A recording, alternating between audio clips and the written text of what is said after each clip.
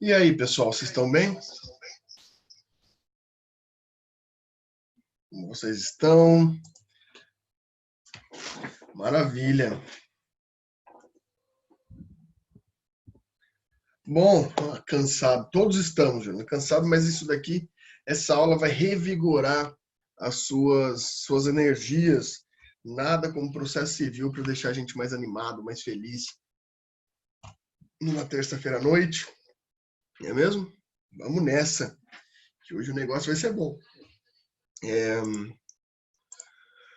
Bom, auxílio emergencial.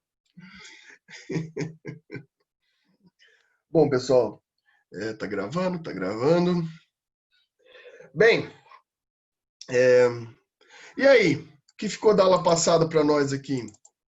O que vocês podem me dizer a respeito da aula passada? Ficaram em dúvidas, né? O que vocês podem me dizer aí em possíveis questões, né?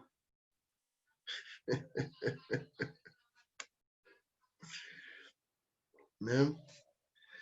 Bom, vamos pensar em alguma coisa aqui específica. Deixar aqui fechado isso aqui. Né? Vamos pensar algumas questõezinhas aqui importantes. Mas já, Albert, já vamos em agravo de recurso especial? Nem vimos recurso especial especificamente aqui, pô.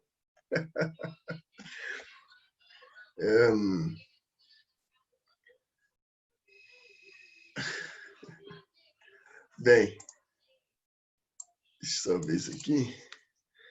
Bem, ontem então a gente terminou, né? Terminou nossa questão falando sobre pré-questionamento, né? Vou falar mais um pouquinho de pré-questionamento para ficar mais claro para vocês, então, sobre alguns pontos que a gente colocou na aula passada, né? Eu acho que a gente pode ter certas questões aqui ainda a retomar. Eu não consigo mudar de lugar isso aqui? Acho que eu consigo. Deixa eu deixar só uma telinha aqui. Esse aqui desse lado. Acho que aqui fica bom. Pronto. Bom, meus caros, a questão é a seguinte, né? Quando a gente fala de pré-questionamento, então, como a gente falou ontem, né, de pré-questionamento, uma das coisas que nos vem ao pensamento, né, como a gente falou ontem, o pré-questionamento nossa, que coisa esquisita que tem isso aqui. Como que eu mudo isso aqui?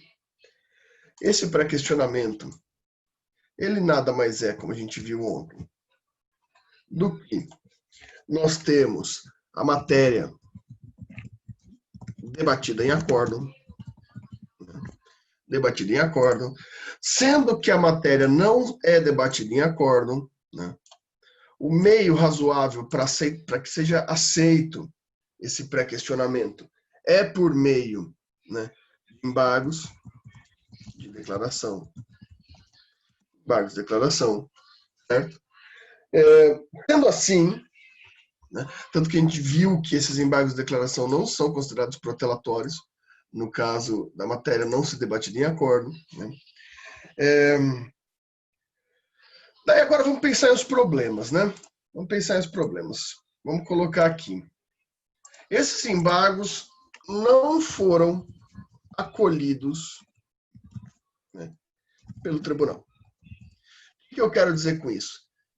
Eu tenho uma matéria que eu quero pré-questionar, né? A matéria não foi pré-questionada em acordo.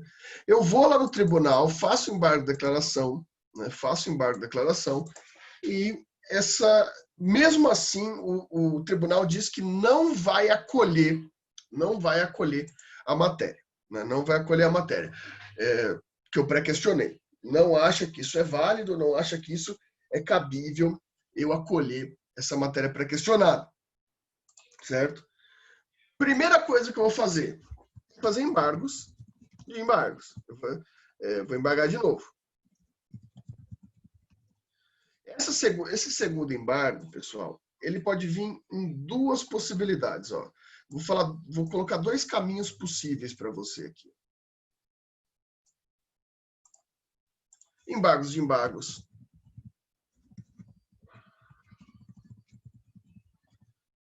Como assim? Vejam. Essa hipótese aqui, né? Essa hipótese aqui, que eu estou colocando aqui, não é que ele não foi acolhido, mas é que a matéria discutida nos embargos não é suficiente para satisfazer o pré-questionamento. Como assim? Eu estou dizendo que bem, eu cheguei lá no acordo, o acordo não debateu meu pré-questionamento, entrei com embargos de declaração, correto? Entrei com embargos de declaração. Esse embargo de declaração não foi suficiente, ou seja, eles fingiram que debateram, mas foi um debate bem mais ou menos, né? Foi um debate bem fraco, ok? Logo, eu posso... Então, a matéria discutida não foi suficiente para satisfazer o que eu quero pré-questionar, a tese que eu quero pré-questionar, vamos supor assim. Então, eu posso entrar com embargos. Embargos, isso daqui não é considerado protelatório, né? Não é considerado protelatório, no sentido de que a gente tem aqui uma possibilidade de insistir ao tribunal que redebata o assunto, porque não está ainda de acordo com aquilo que eu enfrentei para pré-questionamento. Ok? A outra hipótese foi essa que eu coloquei aqui, que o tribunal, ao analisar o seu embargo de declaração, ele vai dizer o seguinte: não vejo que não foi suscitado, não vejo que essa tese deve ser debatida, eu rejeito eu rejeito o embargo de declaração, né? Esse embargo de declaração, a nossa justificativa foi por omissão. Omissão do quê, pessoal? Do que foi essa omissão? Do que foi essa omissão? Essa omissão é uma omissão de pré-questionamento, né? Então, houve omissão no pré-questionamento. Agora aqui, não foi acolhidas. Então, primeira coisa que eu vou fazer, eu vou entrar com outro embargo de declaração, e aqui, com... Né, desculpa, me fugiu a palavra aqui. Embargo de declaração por... Me fugiu sinceramente a palavra aqui. Caramba, o que aconteceu comigo hoje? Viu, Juliano? Também estou cansado.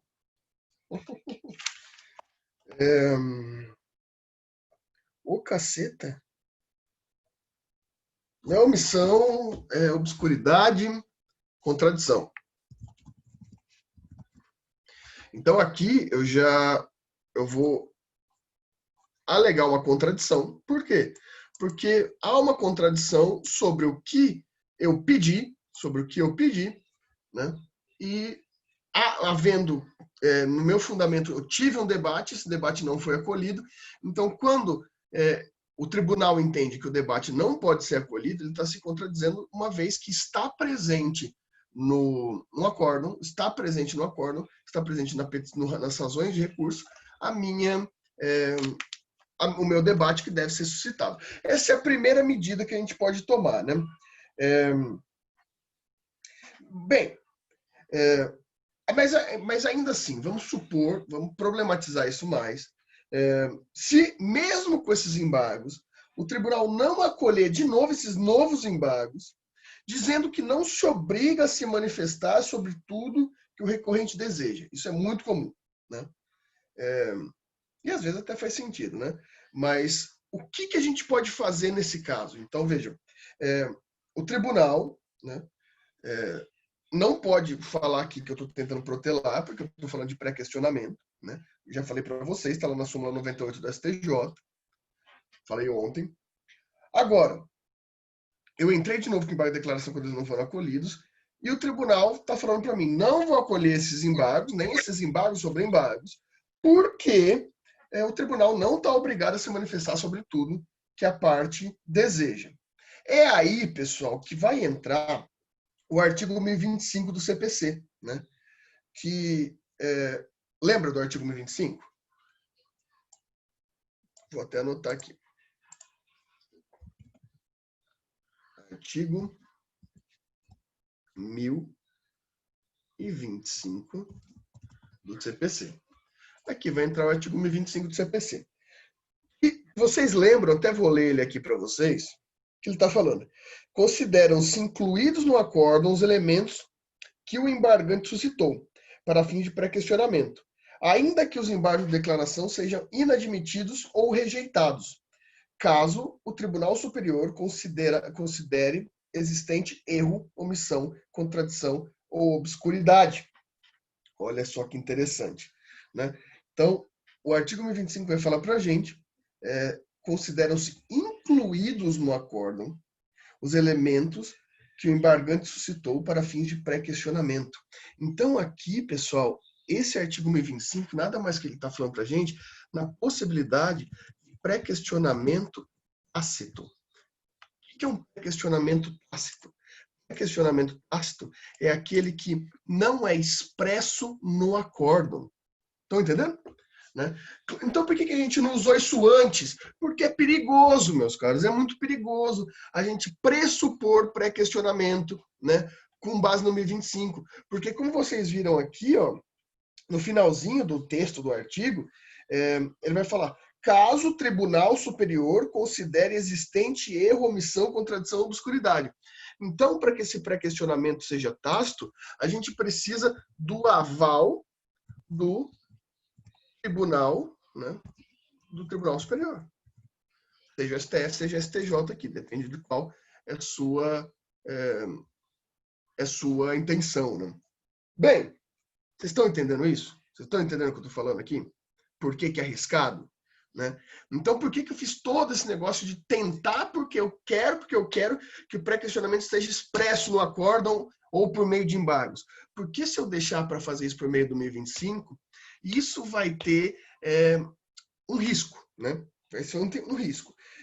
Mas ainda assim, contra a decisão que rejeitou os seus embargos, você vai poder aqui interpor recurso especial, recurso extraordinário. Porque a simples oposição dos embargos de declaração, assim como eu estou falando aqui no 1025, gera o pré-questionamento de forma ficta ou de forma tácita. De forma fixa ou de forma tácita. Isso quebra completamente a lógica, né, do que a gente viu até agora. Mas, se não for assim, como que a gente poderia resolver o problema, né, se o Tribunal Inferior estiver negando enfrentar a questão? Né? Não só resolver o problema, mas resolver o problema em tempo razoável, que também aqui já tem outra questão importante para a gente pensar. Né? Por isso que justamente nesse ponto é que a gente tem uma enorme divergência doutrinária. Então aqui a gente vai ter ainda um outro obstáculo, que é a divergência doutrinária. Né? Porque a gente vai ter duas súmulas possíveis aqui. Muita flecha, né, pessoal? Mas vocês estão entendendo, é melhor do que eu ficar... Me falam, esse monte de flecha aqui confunde mais vocês ou facilita do que eu só falando? Falem para mim no chat aí para eu ter noção. Porque às vezes eu fico olhando essa tela aqui e falo, nossa, que loucura. Mas na minha cabeça isso facilita mais para vocês, eu não sei, do que eu ficar falando só eu. O que vocês acham? O que vocês acham, meus caros? Ou tá todo mundo dormindo aí? Ô, caceta. Menos mal. Mapa mental,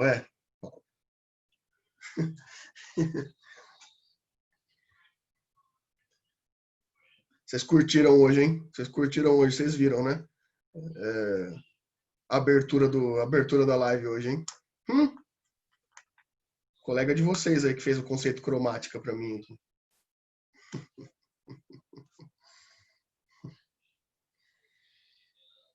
Introdução by Albert Contesoto.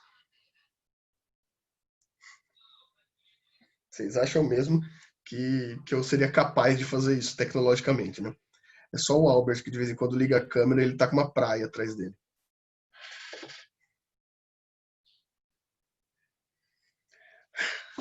Mas eu gostei, vou usar em todas as aulas agora. Totalmente. Bom, pessoal, vamos colocar aqui qual que é essa polêmica. A gente tem duas polêmicas. Uma que a gente vai ter pela súmula 211 do STJ. Tá? Uma vai ser pela súmula 211 do STJ. E a outra vai ser por meio da súmula 356 do STF. Né? Então, a gente vai ter duas leituras possíveis sobre essa questão aqui. Né? No primeiro caso, no STJ, se a parte opusesse embargos de declaração para forçar o pré-questionamento e o tribunal de origem não se manifesta sobre a questão, né, e o tribunal de origem não se manifesta sobre a questão, a parte não poderia desde já interpor o recurso especial. Tá? Ela teria que insistir no embargos. Então, seguiria essa nossa lógica aqui. Para o STJ, se houve questão aqui, não foi acolhida, a súmula fala que a gente tem que insistir nos embargos. Né? Por isso que eu falo que isso, na verdade, é o meio mais correto, né? Mais seguro. Então, é necessária a insistência dos embargos de declaração, de embargos, né? Ou ainda, a gente pode pensar em oferecer um recurso especial específico para alegar que o tribunal de origem está violando justamente os dispositivos de eficácia dos próprios embargos de declaração. Uma loucura isso, mas é possível. Olha só como que seria isso, pessoal. Aqui, eu pegaria daqui, desses embargos aqui, e faria um RESP para o STJ, e faria um RESP de embargos. Né? Fundamentando o quê? Fundamentando o tribunal de origem está violando o dispositivo de eficácia. Então, o fundamento aqui, vou puxar uma flecha lá para baixo. Hein? O fundamento aqui é violação do fundamento de eficácia do instituto, vou colocar assim, do instituto do embargo de declaração. Então, olha que loucura, olha a loucura que viraria pela leitura do STJ. Pela leitura do STJ, ou eu faço outro embargo de declaração, ou eu entro com RESP dos embargos fundamentando isso. E se eu ganhar esse RESP, sabe o que acontece? Se eu ganhar esse RESP, se esse RESP for procedente, significa simplesmente que eu voltei para cá e agora eu tenho pré-questionamento. E agora vai ser obrigado a pré-questionar. Ou seja, isso não tem nada a ver com o RESP que eu poderia entrar aqui do acórdão. Eu entrei com o RESP só dos embargos. Então, olha o rolo que isso se tornaria. Entraria com o RESP só dos embargos. Entraria com o RESP dos embargos para dar efeito para os embargos, para eu poder continuar e depois entrar com outro RESP para o meu acórdão, para o acórdão no tribunal. Loucura. E vocês entenderam isso que eu estou falando? É tão loucura que eu preciso perguntar se vocês entenderam isso que eu estou falando.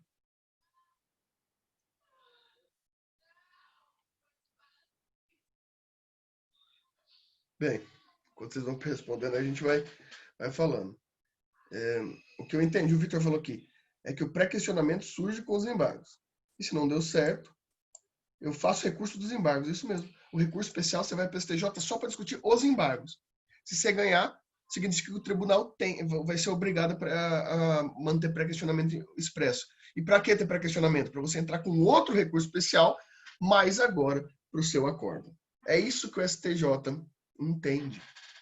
Loucura, né? É isso que o STJ entende. A Isabela não entendeu a última parte. Se o RESP for aceito, o pré-questionamento já foi realizado? Não, Isabela. Se o RESP for aceito, o Tribunal Superior, o STJ, vai obrigar o Tribunal de Origem, o Tribunal de Segunda Instância, a fazer um embargo de declaração expresso, um pré-questionamento expresso no embargo de declaração. Ele vai obrigar só a fazer. Então, ele vai voltar, vai ser feito pelo tribunal, os embargos, e daí você pode prosseguir agora com os seus recursos especial específico para o seu acórdão, né? Não mais para o embargo de declaração. Entendeu? Legal. Daí tem essa segunda hipótese do STF aqui, né? Que lá no Supremo Tribunal Federal, né, é um RESP duplo, exatamente. Você vai entrar com dois RESPs. Isso daí é interessante, pessoal. Se vocês começarem a assistir TV Justiça, eu recomendo para vocês assistirem de vez em quando TV Justiça, lá no STF. Vocês vão ver muita coisa assim. Vocês vão ver, por exemplo, vocês vão ver RE número tal. É o RE simples que vem de um acordo, né? Daí vocês vão ver RE em agravo. Então você entrou com um RE de um agravo, não de uma decisão final. RE em embargo de declaração. De vez em quando vocês vão encontrar assim, RE de embargo de declaração sobre agravo de instrumento. Então, você tem a possibilidade de entrar com RE em vários momentos, né? Não é só para o acórdão. Né? Isso vale para todas as estruturas aí que a gente está lidando.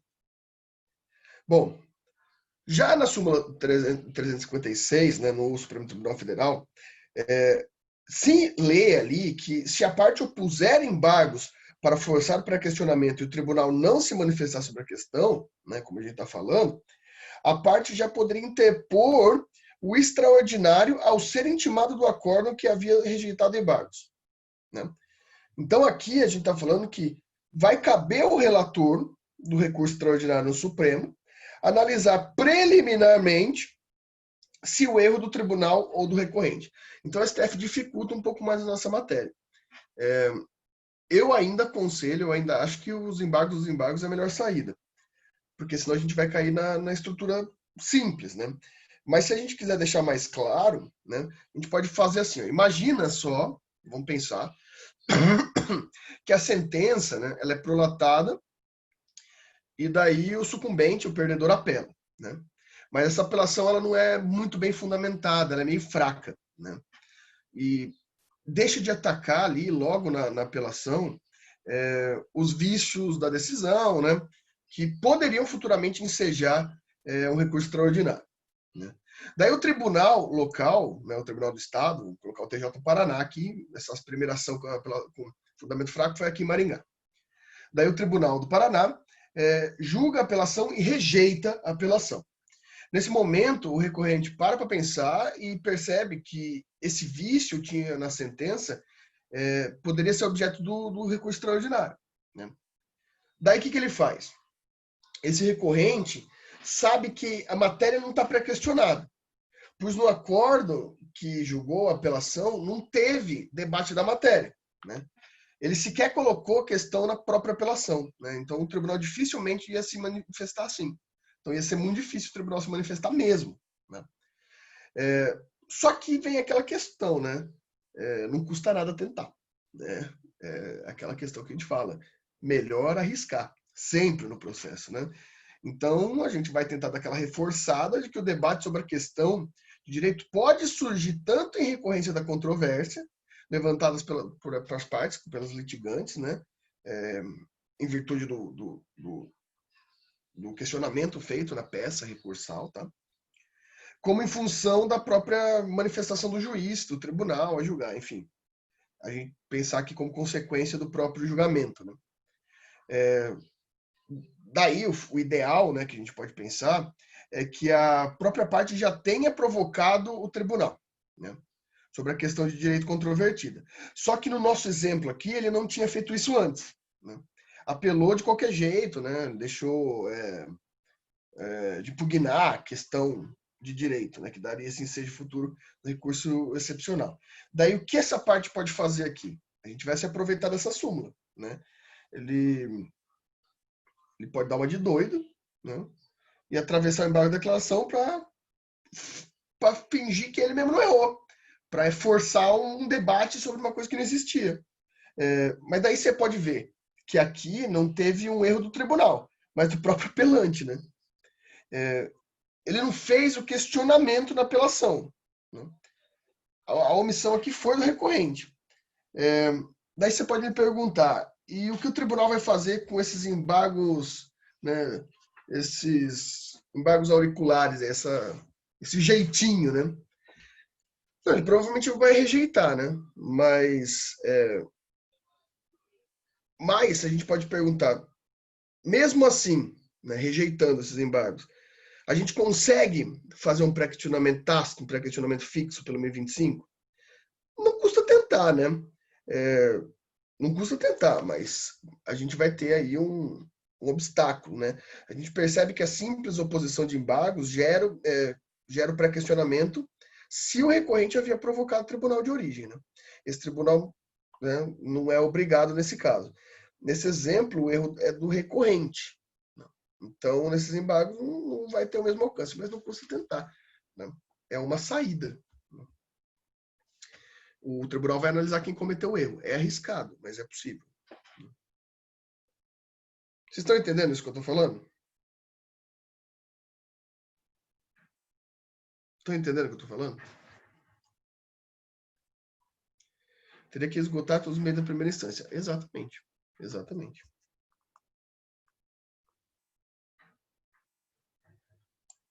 Não custa tentar mesmo. O não custa tentar, Vitor, é a maior lição processual que você pode levar para sua vida. Tá? A maior lição processual é sempre não custa tentar. Tá? Sempre não custa tentar. Melhor coisa.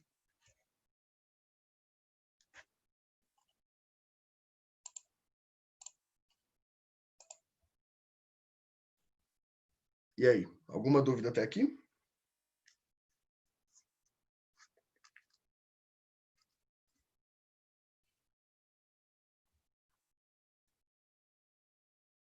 Estou dando um tempinho para vocês perguntarem aí, que eu sei que não é uma matéria das mais simples, né?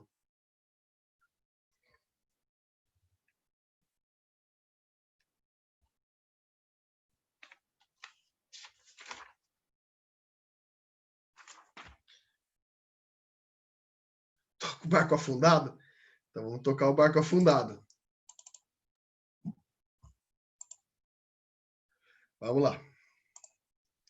Enquanto não for escrever, eu vou deixar nessa tela aqui mesmo para vocês. Ó, a gente pode pensar ainda nisso, que o STJ tem entendido que quando a parte oferecer esse RESP, ele deve abrir uma preliminar, tá? Destacando que o tribunal recorrido violou 1022, né? A não suprir a omissão, né? O embargo de declaração. Quando julgou o embargo de declaração. Então, quando vocês forem tentar fazer, é sempre interessante que você abra uma preliminar.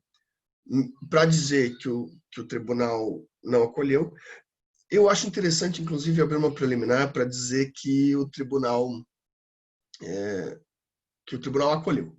Eu gosto de deixar sempre claro na peça que a gente está falando que o tribunal acolheu de fato. Então, é sempre importante esse requisito formal da gente abrir uma preliminar observando que o pré-questionamento foi ou não foi feito pelo tribunal. Tá? Acho importante a gente ter essa ideia. O Albert perguntou se um possível recurso extraordinário requerendo pré-questionamento lá atrás, onde já não foi admitido pelo STJ, negou, acabou? Negou, acabou. Né? Daí não tem o que fazer, Albert. No Tribunal Superior, negou pré-questionamento, negou, acabou. Não tem o que fazer, nesse caso.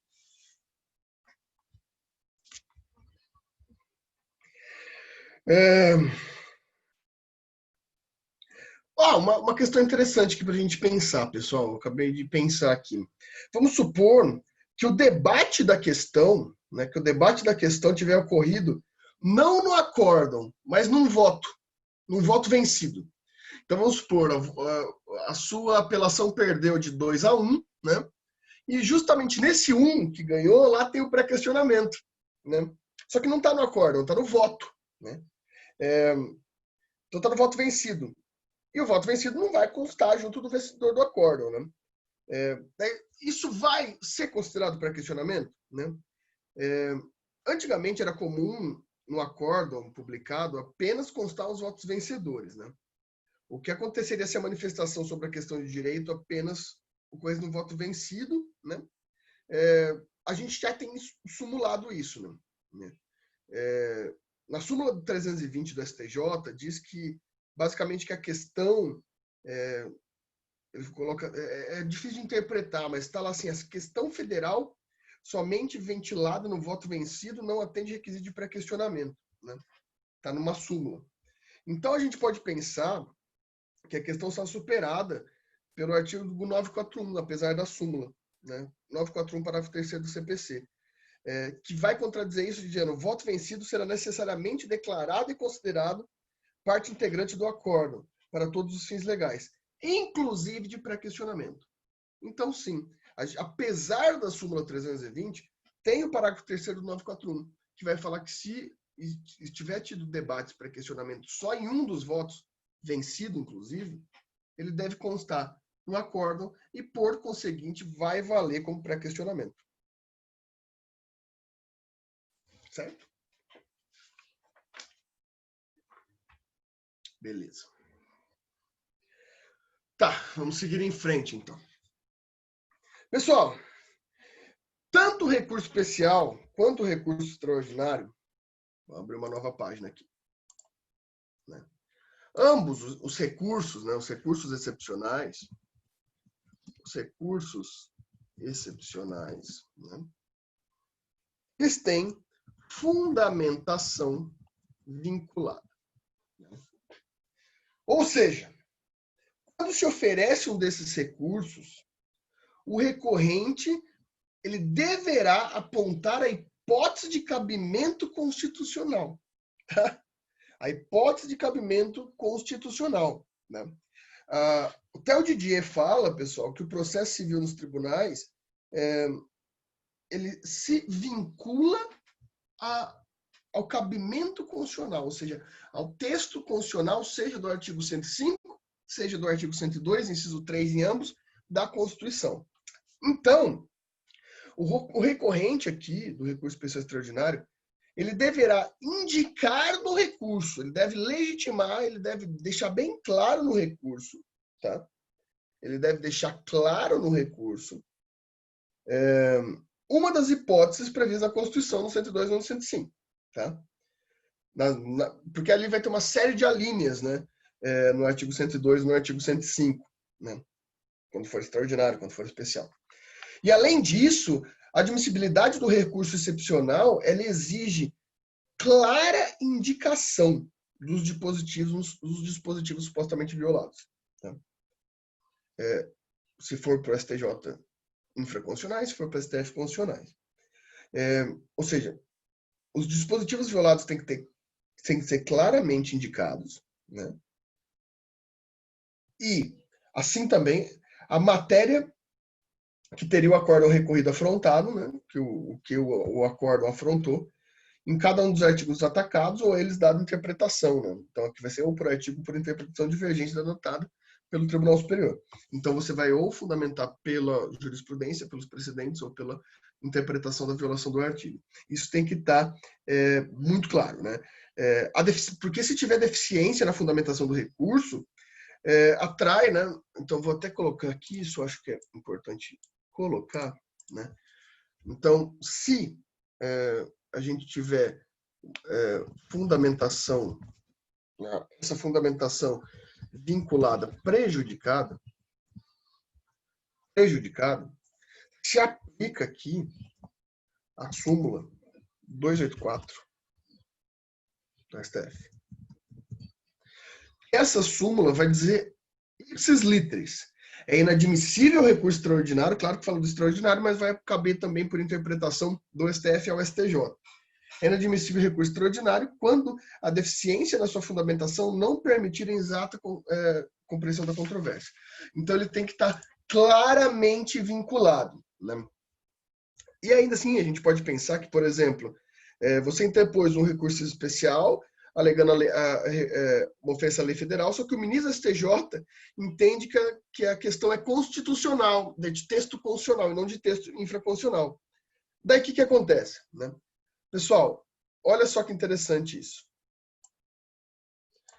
Então, a gente tem uma fundamentação prejudicada, correto? Mas esse prejuízo não é por ausência, não é por omissão. É por erro do foco do texto. Como assim, erro no foco do texto? Eu entrei na STJ falando que teve uma violação infraconstitucional, mas, na verdade, o relator do STJ entendeu que esse erro não é infraconstitucional, na verdade, de texto constitucional. Né? Aqui é muito fácil a gente resolver essa questão. Né? Aqui a gente vai ter expresso no artigo 1032 do CPC. Vamos fazer isso aqui, qualquer resolução. Né? Quer que eu leia? Acho melhor ler, né? Peraí. 1032.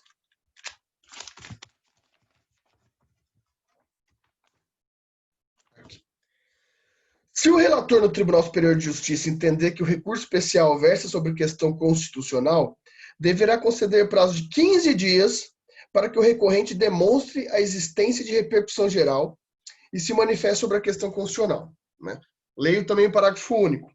Cumprida a diligência, que se trata o caput, o relator remeterá o recurso ao Supremo Tribunal Federal, que, em juízo de admissibilidade, poderá devolvê-lo ao Superior Tribunal de Justiça. Então tá, o que aconteceu comigo aqui? 1032, 15 dias, para demonstrar repercussão geral. Já vamos entender isso aqui. Né? Cumpridos esses 15 dias para repercussão geral, o STJ remete ao STF, decide, se julga, se retorna. Se julga ou se retorna. Então, fundamentação vinculada. Tem que fundamentar todos os elementos de violação. Não tem? Acabou. Tem, mas o erro de foco. Falei que a violação era infra e a violação e o ministro do STJ entendeu que é texto constitucional. Aplique o 1032, te dá 15 dias para demonstrar a repercussão geral. O próprio STJ remete ao STF. O STF decide se julga ou se manda de volta para o STJ. Né? Então, aqui, vai ter esse cuidado. Né? Então, se são recursos de fundamentação vinculada, o recorrente ele vai ter que ajustar o RESP para que vire um recurso extraordinário. Né? Vai mudar toda a fundamentação aqui, né? Claro, que você vai ter esse tempo de 15 dias. Até porque, se fosse enviado direto para o STF só ia inadmitir, por conta da súmula que a gente acabou de ler. Né?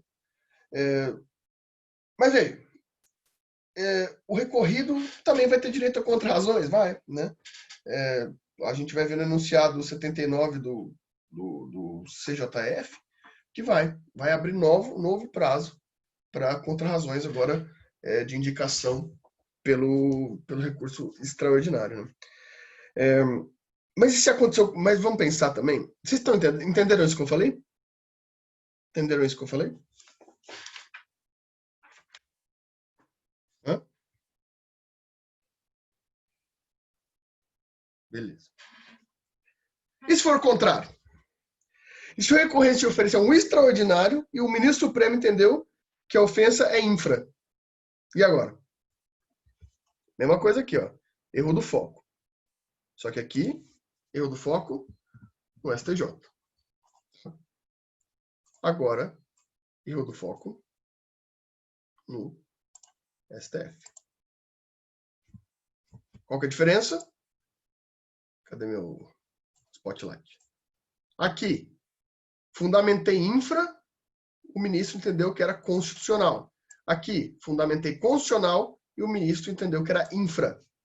Certo? E aí, também temos uma resolução por meio do artigo 1033 do STF, do TPC.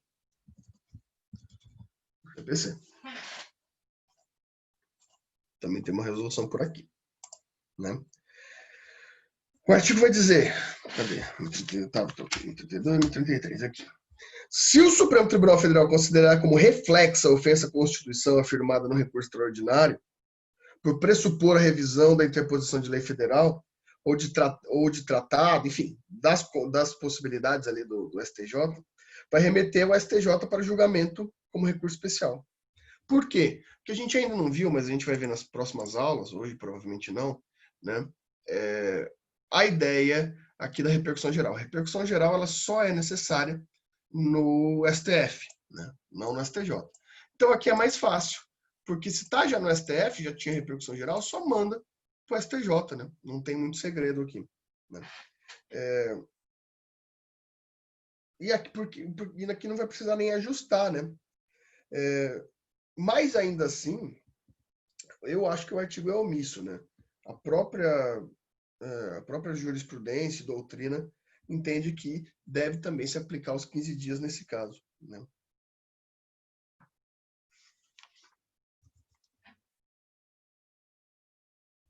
Tá entendendo?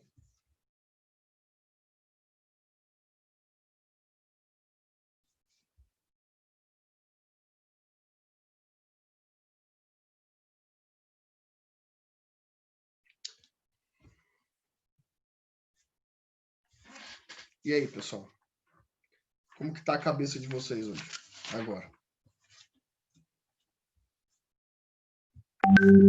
Como que tá... como que vocês estão lidando com isso? Dúvidas, perguntas? Vamos dar um tempinho aqui. Que última parte, Vitor? Deixa eu ver o que eu coloquei por último aqui. Do STJ, do STF? Ou da questão dos 15 dias? Da questão dos 15 dias? A questão é que, lá no artigo 1033, você viu, no 1032 fala que vai ter 15 dias, né? Para você refazer toda a sua fundamentação do STJ para o STF, do especial para o extraordinário.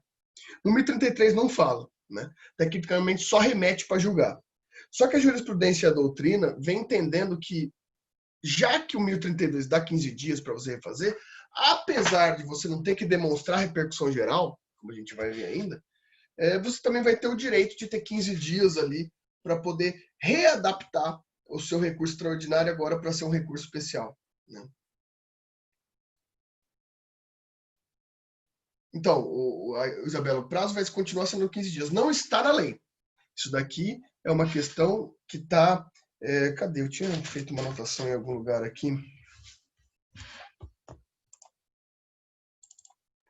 Deixa eu até marcar aqui para vocês. Só achar a anotação aqui que eu fiz. Tá para cá. Aqui, ó. Se vocês procurarem, pessoal, o enunciado número 80, da primeira jornada de Direito Processual Civil, TJF, procurem lá quando vocês puderem. Lá vai estar escrito assim, ó, vou ler aqui para vocês, que eu deixei separado aqui. Quando o Supremo Tribunal Federal considerar como reflexa a ofensa à Constituição, como a gente está dizendo, a ofensa reflexa à Constituição, afirmada no recurso extraordinário, deverá antes remetê-lo ao STJ para julgamento como recurso especial, concedendo o prazo de 15 dias para que as partes complementem razões contra razões. Então, apesar de não estar no 1033, né? Apesar de não estar no 1033, aqui fala dos 15 dias, né? Então, isso aqui fica resolvido. Também são 15 dias, assim como na outra questão. Você pode estar me perguntando aqui, pessoal, mas o que é isso que está falando de ofensa reflexa? Por que, né, o STJ... A gente tem 10 minutinhos aqui, vamos falar disso, sim. Vamos falar disso. Vou abrir mais uma página aqui. O que seria ofensa reflexa? Ofensa reflexa à Constituição. Né? Que está nesse artigo, né? Basicamente, pessoal, para que seja possível o uso do recurso extraordinário por dispositivo constitucional, lá no 102, o STF entende que a violação, que a contrariedade tem que ser a ofensa deve ser direta e formal. A ofensa deve ser direta e formal. Deixa eu colocar aqui, né? Deve ser direta e formal. Se for reflexa, se for uma ofensa reflexa, não cabe ao STF. Cabe, apesar de ser texto constitucional, ela só não é direta e formal, ela é apenas reflexa, não cabe ao STF, volta para o STJ. Né? Basicamente aqui, se a gente for entender, só será ofensa direta à Constituição, vamos dizer assim, quando não houver necessidade de antes, né, disso, se analisar uma norma infraconstitucional. Tá? Ou seja, a gente está falando aqui que não há nenhum efeito ricochete de argumentação sobre norma infraconstitucional, só de norma constitucional pura. Né? Mas se a gente, para demonstrar a contrariedade da Constituição, a gente precisa antes demonstrar ofensa em uma norma infraconstitucional, então o que se contrariou não é a Constituição, e sim a norma infraconstitucional. É assim que o STJ entende. Sendo assim, não cabe recurso extraordinário para o STF, mas sim especial para o STJ. Né? Então, só cabe, se a ofensa for direta e formal, é recurso especial, extraordinário. Recurso extraordinário. Se a ofensa for reflexa, ainda que seja pelo texto constitucional, é Recurso especial. Recurso especial. Entenderam? Para ser considerado ofensa, violação ao texto constitucional, tem que ser o texto constitucional puro. Se para chegar no texto constitucional, eu preciso passar por um texto infraconstitucional, então a ofensa é reflexa à Constituição e não direta. Né? Imagina que o ministro relator do STF, antes de julgar o mérito do recurso extraordinário, ele vai observar que para fundamentar a contrariedade constitucional aqui, né, que foi apontada pelo recorrente, ele vai ter que analisar algumas violações de normas de texto de norma infraconstitucional, né, de texto de norma ordinária. Nesse caso, ele vai concluir que a ofensa à Constituição está sendo reflexa e não direta. E por força do 1033, ao invés de inadmitir o recurso, né, ele vai enviar ao STJ para que seja julgado como especial. Né? Porque lembra, pessoal, lembra nas aulas que vocês já tiveram lá no primeiro ano que nossa Constituição é analítica? Né? Lembra que lá no primeiro ano vocês aprenderam que a Constituição brasileira é analítica? Lembram, né? Claro que lembram. Porque aqui facilita uma decisão contrária simultaneamente constitucional e infraconstitucional, né? Porque foi justamente para tentar filtrar uma avalanche, né, extraordinária de recursos extraordinários que foi desenvolvida a tese da ofensa reflexa aqui, né? Ou seja, para os ministros do STF, quando a questão atinge a Constituição apenas indiretamente, né? Ou seja, que a estrutura da Constituição analítica não se vale por si, né? A verificação da ofensa pressupõe rever a interpretação dadas as normas infraconstitucionais da decisão recorrida. Né? Daí seria recurso, no caso, recurso extraordinário, mas sim de recurso especial. Vamos dar exemplo, para ficar mais claro. Imagina que um contrato de adesão, tá? Vamos fazer contrato de adesão por conta dos nossos bancários aqui na turma, né? E vocês bancários entendem bem de contrato de adesão. Daí, e vamos pensar no contrato de adesão com cláusula abusiva, para atingir diretamente nossos bancários aqui, né? Que vai prever incidência de juros sobre juros. Né? Daí o juiz de primeiro grau julga a questão válida e o TJ confirma. Né? Agora o consumidor ele vai desejar interpor recurso contra o acordo. Né? O recorrente entende aqui que houve ofensa ao artigo 5º da Constituição, o princípio da isonomia, vamos dizer assim, e vai interpor o recurso extraordinário porque é princípio da isonomia é Constituição. Né?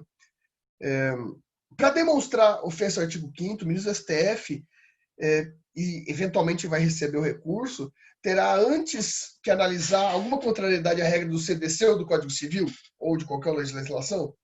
Provavelmente sim.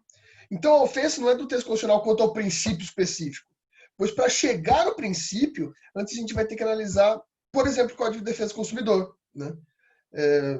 Antes de falar do princípio em si. Né? Então seria viável aqui uma ofensa reflexa. O STJ vai ter que analisar esse antes. Né? Seria inviável o recurso extraordinário quando a apreciação dele vai demandar um reexame pelo STF de legislação infra, né? Que é apreciável pelo STJ. Por isso, né, eu acho que aqui cabe a gente falar do enunciado da súmula 636 do STF, né, que vai falar não cabe recurso extraordinário por contrariedade ao princípio constitucional da legalidade, quando a sua verificação pressupõe rever a interpretação dada à norma infraconstitucional da decisão recorrida. Né? Pronto, resolvemos isso daqui. Né? E aí, pessoal, tá entendendo? Estão entendendo?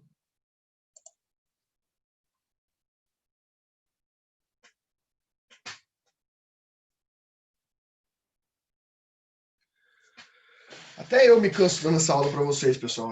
Não é fácil, não. Não é fácil. Eu tô cansado até aqui, porque não é fácil, de fato. É uma matériazinha encardida, mas eu espero que eu esteja conseguindo ser o mais claro possível para vocês. Eu estou tentando não ser extremamente formalesco, tá? Estou tentando fazer uma forma mais didática possível, que é bem difícil, mas eu espero que esteja dando certo o que a gente está fazendo aqui, porque não é fácil mesmo, é bem complicadinho, né? Eu não vou dar mais nada hoje, não. Eu acho que vocês já estão bem cansados e bem com a cabeça bem cheia. Pessoal, provavelmente essas questões aqui, vocês vão ter que reassistir esse vídeo, né?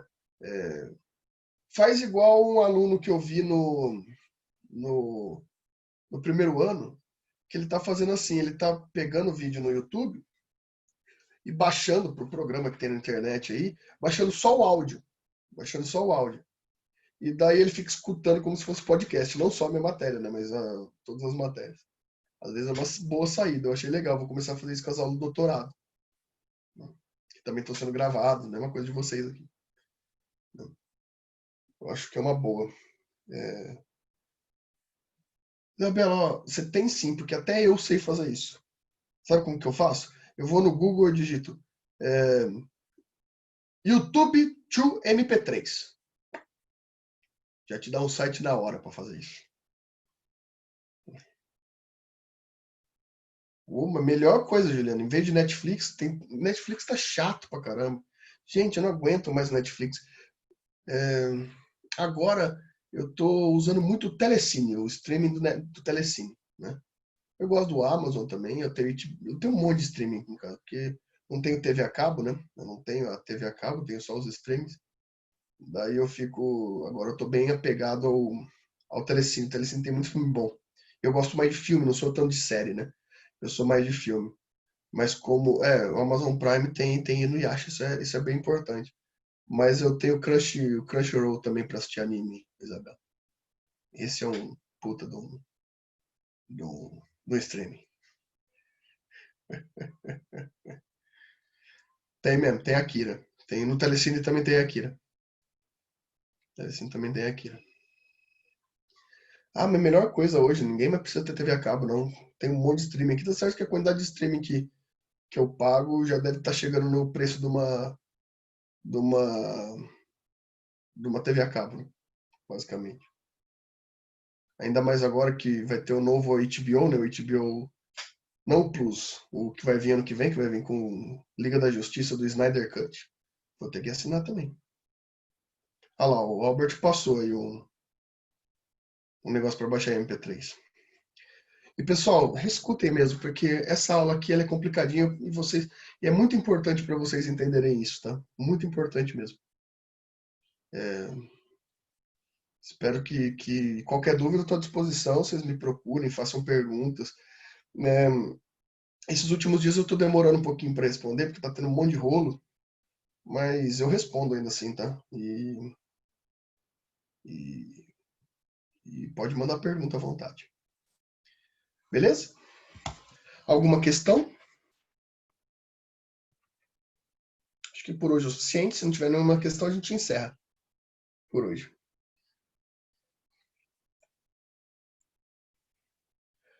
O Victor está perguntando como as folhas secas precisam do líquido em seu cérebro e nossas mentes floreiam com vossa fertilizadora aula. Victor, eu sei que você está querendo nota, mas fica tranquilo que você vai tirar por você mesmo, tá? Não vai precisar de mim, não. O cara virou o Rolando Lero. A maioria das pessoas não fazem nem ideia quem que é o Rolando Lero aqui, porque é tudo gente nova aqui que não assistia Escolinha do Professor Raimundo. Então, beleza, pessoal. Até semana que vem. Aproveitem e estudem bem essa semana aí, para termos mais dúvidas semana que vem, beleza? Valeu, até mais, tudo de bom para vocês e bom final de semana.